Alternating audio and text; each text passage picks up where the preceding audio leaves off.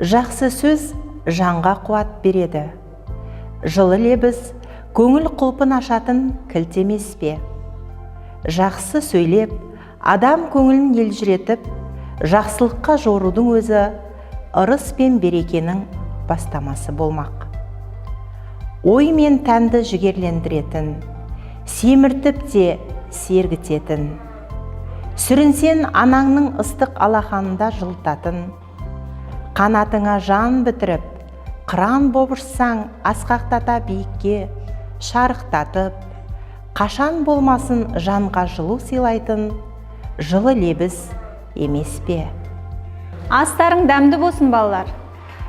Барлығымызда жылы сөзді естігіміз келіп тұрады. Алайда сөздің адамға жағымды әсері зор екені даусыз. Біздің халқымыздың сөзі қадірлі, адамның сөзі қадірлі деген сөзі де бар емес пе? Ана, мен келдім. Ой, Арқатжан келді? Келе қойшы. Әже, Жарығым, кеп қалдың ба? ата, Ой, құлыншағым.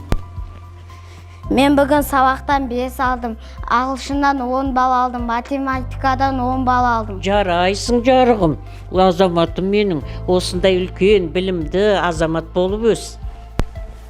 Айналайын, құлыншағым менің, өркенің өссін.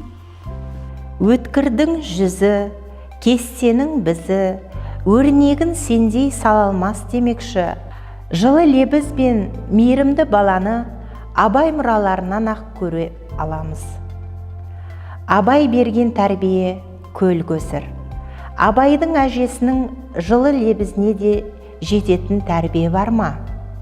Жаман неме дегеннің орнына қарашығым, қоңыр қозым деп еркелетті емес пе? Адамдар бір-біріне жылы сөзін білдіріп, тек жақсылық ойлау, игілік жасау арқылы мейірімділік таныта алады. Жақсы сөз жанға жақын, құлаққа жағымды, ойға қонымды келеді. Сөз жылыта да, жұбата да алады деп әскери қолбасшы Бауыржан атамыз айтпақшы.